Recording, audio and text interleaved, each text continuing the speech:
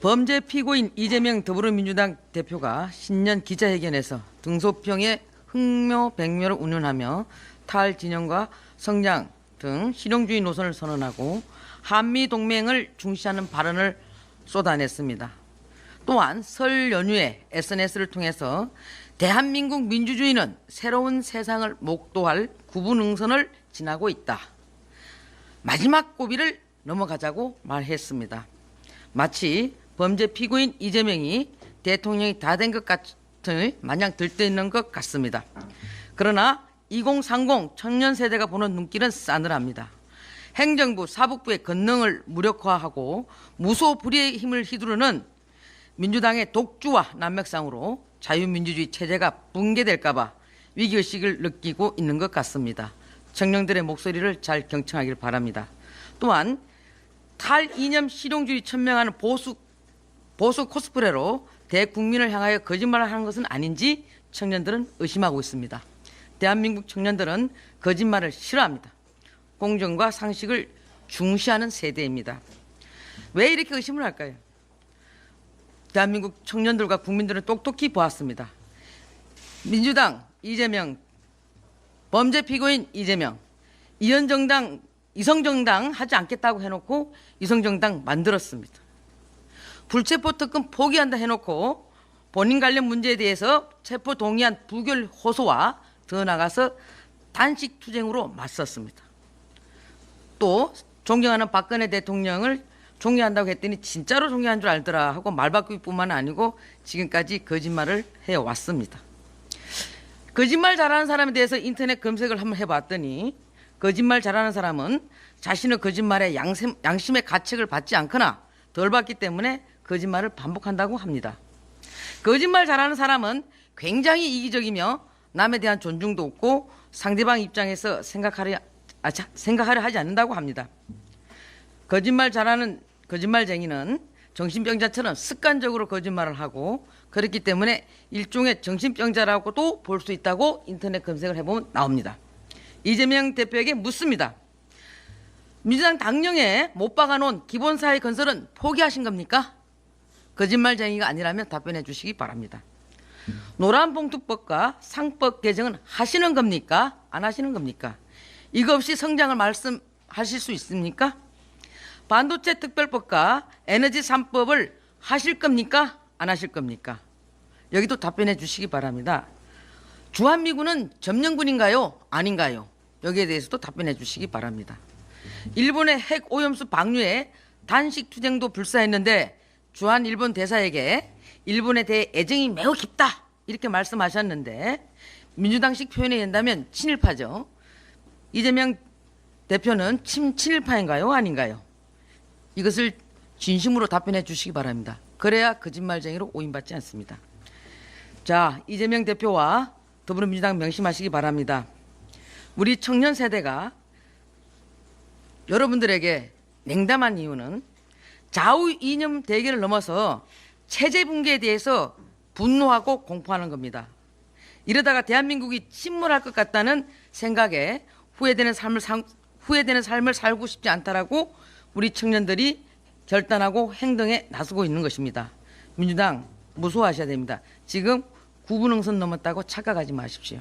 국민과 청년들이 보고 있습니다. 이상입니다. 국민의힘이 국정 안정과 민생 경제 활성화를 위해 최선을 다하겠습니다. 먼저 설 연휴 국민 모두의 안전과 건강을 위해 불철주야 수고해 주신 경찰관, 소방관 등 공무원과 의사, 간호사 등 의료계 종사자를 포함한 안전 의료 관계자 여러분의 헌신에 감사드립니다. 특히 의료 현장의 업무 부담과 피로도가 커지는 가운데 현장에 남아있는 의료진을 향한 환자들의 감사 인사가 이어지고 있다는 훈훈한 소식까지 전해진 따뜻한 설 명절이었습니다. 국민 여러분의 설 민심은 국정 안정과 민생 경제 활성화로 집약된다고 생각합니다. 여야 간의 극단적인 대립이 정책 집행에 큰 장애물이 되고 사회적 갈등을 더 심화시키고 있다며 국정 안정을 바라는 목소리가 컸습니다. 설 연휴 기간 발표된 여론조사에서 정부가 가장 힘을 쏟아야 하는 과제로 경기 회복 등 경제 살리기를 꼽은 응답자가 전체 56%를 차지할 만큼 민생 경제 활성화에 대한 국민적 요구가 그 어느 때보다도 높았습니다. 국민의힘은 국정 안정과 민생 경제 활성화의 첫걸음은 민생법안 처리라고 믿고 있습니다. 이를 위해 반도체 특별법과 국가기관 전력망법을 포함한 국가 미래 먹거리 사업법을 이번 2월 임시국회에서 반드시 통과시킬 수 있도록 하겠습니다. 특히 반도체 특별법의 경우 현장 요구를 적극 반영하여 반도체 산업 연구 인력에 대한 주 50시간 특례 적용을 위해 최선을 다하겠습니다. 오는 2월 4일과 7일에는 시급한 민생 현안 해결을 위한 민생대책 점검 당정협의회를 원내대표 주재로 개최할 것이며 2월 5일에는 AI시대 안전한 국가 전력망 확충을 위해 당 비대위, 민생특위, AI특위가 참여하는 평택 고덕변전소 현장 간담회도 개최할 예정입니다. 민주당에 제안합니다. 국민을 불안하게 하는 탄핵, 특검과 같은 정쟁은 중단하고 국정 안정과 민생 경제 활성화를 위한 입법과 정책 활동에 동참해 줄 것을 요청드립니다. 추경과 연금 개혁에 관한 입장입니다. 민주당이 설 연휴 기간 입장문을 통해 국민의힘이 무작정 추경을 반대하고 있고 연금 개혁도 국민의힘이 거부하고 있다는 허위 사실을 발표했습니다. 국민 여러분께 명확히 말씀드립니다. 국민의힘은 추경 요인이 있을 때 여야정 협의를 통해 추진하자는 입장이었고 연금 개혁은 오히려 시종일관 조속한 협의를 요구해 왔습니다. 민주당은 작년 12월 10일에 올해 예산안을 단독으로 강행 처리했습니다. 이유는 단 하나였습니다.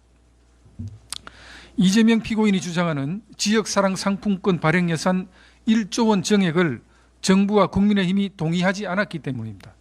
이에 민주당은 당정에 보복이나 하듯이 예기치 못한 상황에 대비하고 재대책을 마련하기 위해 사용해야 할 예비비를 2.4조 원이나 일방적으로 감액했고 민생 수사에 사용돼야 할 예산마저도 전액 삭감하는 등 총 4.1조 원을 감액한 채 본예산을 강행 처리했습니다.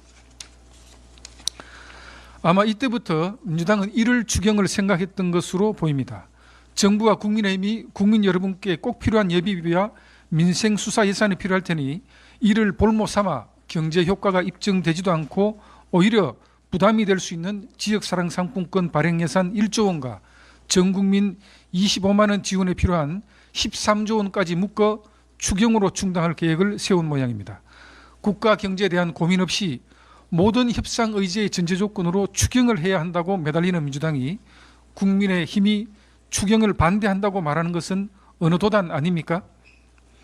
최소한 추경을 입에 올리려고 하면 작년 연말 예산안의 일방적 삭감 강행 처리에 대한 대국민 사과가 우선이 아닐까요? 연금개혁도 마찬가지입니다. 작년 9월 정부의 연금개혁안이 발표된 이후 국민의힘은 제대로 된 연금개혁을 위해 국회 연금개혁특위를 구성하여 연금개혁 논의를 하자고 수차례 제안했습니다.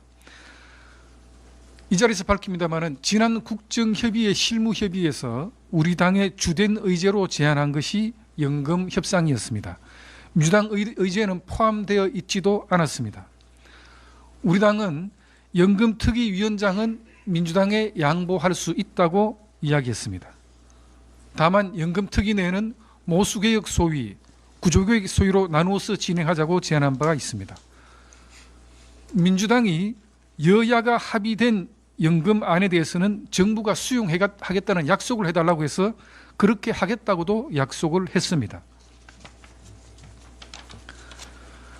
국민들은 이렇게 중차대한 현안 이슈인 연금이 보건복지위 소위에서 다뤄지기를 원하지 않습니다. 연금은 행정안전부, 고용노동부, 기재부, 금융위원회, 국방부 등과도 연관되어 있어 보건복지위 소위가 아니라 연금특위에서 조속히 처리되어야 할 사안입니다. 여야는 지금 즉시 국회 연금특위를 구성하여 동시에 모수개혁과 구조개혁에 나서야 합니다. 민주당에 당부드립니다. 보유주기식 민생 현안 논의가 아니라 자기 성찰이 전제된 진지한 민생 현안 논의에 나서주기를 거듭 요청드립니다.